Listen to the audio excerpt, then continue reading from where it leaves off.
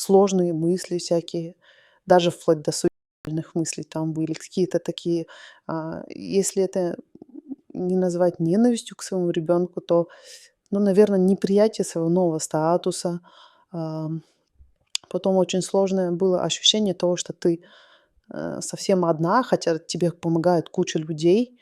Но вот ощущение постоянного какого-то одиночества. Хотя вот действительно поддержка, она была как физическая, так материальная, моральная.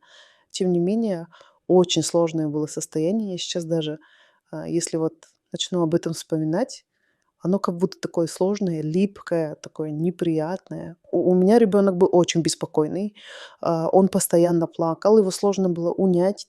У тебя постоянно хронический безумный недосып. Еще мне на тот момент думалось, что только мой ребенок так много требует моего внимания, так много требует постоянного кормления, и когда я не могла его никак успокоить, то есть уже несколько часов ты его качаешь, у меня было желание там выбросить его с высоты. То есть и в эти моменты я понимала, что мне нужно остановить эту мысль.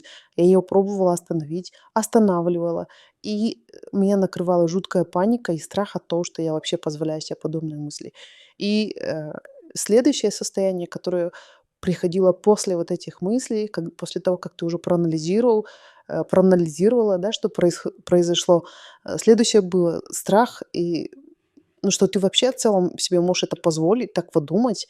И опять вот это обостренное чувство одиночества, потому что ты не можешь никому это рассказать, даже своему супругу. То есть тебе кажется, что ты сходишь с ума,